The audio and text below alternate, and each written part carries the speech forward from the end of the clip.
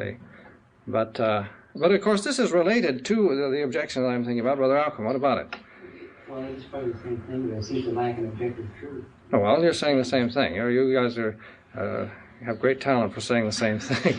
Great minds think alike, and so it's obvious that there's perfect agreement, yeah? Does it seem to be sensual?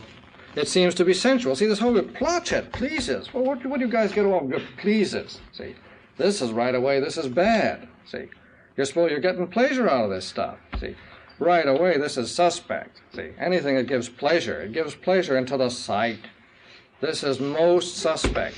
See, this isn't right. It ain't right. You're not supposed to have pleasure. And so, what beauty you should get beauty down to something it conforms to the laws of the academicians or something like that. And then it's subjective, you know. I remember that our Lord said, "If not I is whole, the body is." Yeah. Well, now this is a very good observation. You see, this is fine because actually this ties in. What do you give us 10 minutes on that? You've started something. Tell us what you mean by that. Well, you've got it all in a mystical intuition which can't be elaborated in ordinary speech. See, but this is true. If your eye is whole, your body will be lightsome. See, now this is This means to say that if one's faculty, one's intelligence, by which one perceives real beauty, is completely whole, this ties in the idea of artistic contemplation with, in fact, religious contemplation, and that the two go together. And in point of fact, it's necessary for a healthy person to be able to apprehend beauty on all its levels, and ordered to the highest apprehension of beauty. What's the highest beauty? What's the highest apprehension of beauty? Which makes it all right to have the visum placet? Yes, Brother? The beauty of God. The beauty of God. So we're going to see the beauty of God. And so all other beauty should be seen as a step towards the vision of the beauty of God. Well, so, all right. So the end of art, let's frankly face the fact, see, this is, if you don't approach it this way, you never get there. If you approach the end of art, you approach art in terms of beauty being something objective, which it is actually, because being is objective, see, but the perception of beauty is subjective, perhaps. We'll have to get into that. We'll have to see this. But beauty itself is objective. See, and I think we'll get around to a more objective example of how it's seen in a minute.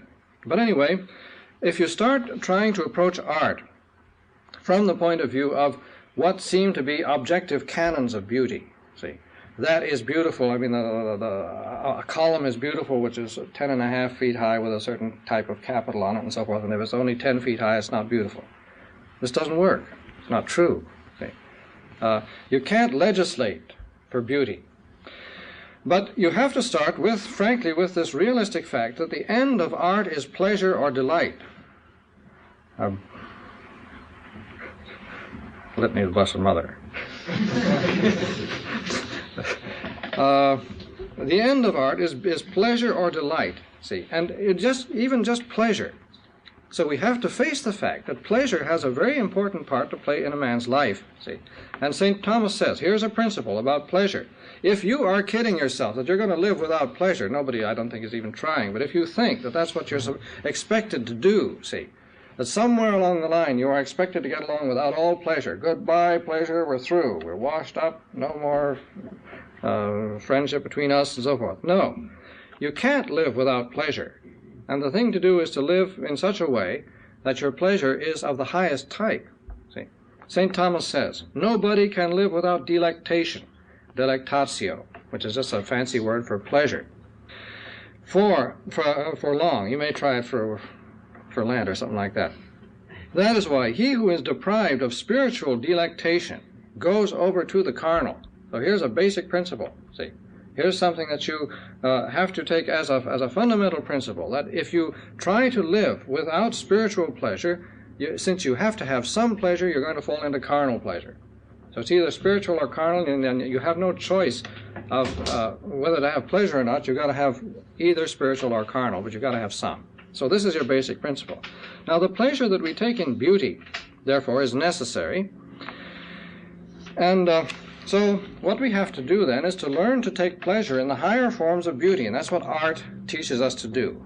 And that's what the contemplation of art brings us to. But nevertheless, it does not exclude a sensible beauty, because in all art there is, the senses are at work. And so you have to bring this in too, see. We'll qualify this in a minute, but the senses are involved and the intelligence is involved, and they're both involved together. And if you try to kid yourself that you're going to have the beauty of art without the senses and the intelligence, you're missing again, because you have to. But the point is, you can distinguish beauty, and you can have another term for beauty. You can have the word loveliness, see.